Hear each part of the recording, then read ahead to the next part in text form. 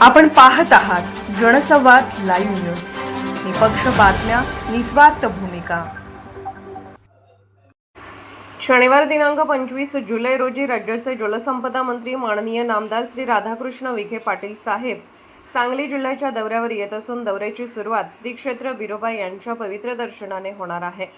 त्यानंतर टेंभू सिंचन योजनेअंतर्गत तासगाव व कवठेमहांकाळ तालुक्यातील सिंचनाशी संबंधित विविध प्रश्नांवर महत्त्वपूर्ण आढावा बैठक आयोजित करण्यात आली आहे। या बैठकीत सुरू असलेल्या कामांचा आढावा, प्रलंबित कामे, पाणी सोडण्यातील अडचणी, नवीन पाईपलाईनचे प्रस्ताव तसेच टेंभू योजनेशी संबंधित विविध विषयांवर सविस्तर चर्चा होणार आहे। लाभ क्षेत्रातील सर्व गावांच्या समस्या मंत्री महोदयांसमोर मांडून संबंधित अधिकाऱ्यांना आवश्यक सूचना देत प्रभावी आणि तातडीने तोडगा काढण्यासाठी कार्यवाही करण्यात येणार आहे। शेतकऱ्यांच्या हितासाठी, सिंचन व्यवस्थेच्या बळकटीसाठी आणि टेंभू योजनेच्या प्रभावी अंमलबजावणी करण्यासाठी हा दौरा महत्त्वाचा आहे। नमस्कार, मी आमदार रोहित आर पाटील। येत्या शनिवारी जलसंपदा मंत्री राधाकृष्ण विखे पाटील साहेब यांचा कवठेमहांकाळ तालुक्यातील टेंभू योजनेच्या 5व्या आणि 6व्या टप्प्यातील काही भागांमध्ये पाहणी दौरा आहे।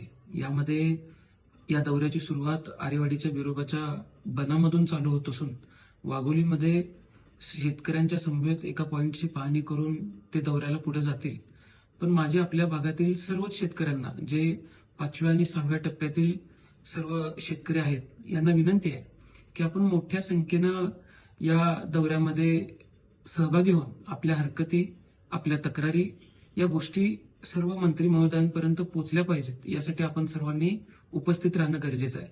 हे पाणी आणि ही योजना 2023 मध्ये आमरण उपोषण करून आमदार सुमनताईंच्या नेतृत्वामध्ये आपण ही मंजूर करून घेतलेली आहे आणि येत्या काळामध्ये मोठ्या प्रमाणात हे पाणी आपल्या भागामध्ये उपलब्ध झालं पाहिजे, यासाठी तीव्र संघर्ष आतापर्यंत आपण केलेला आहे।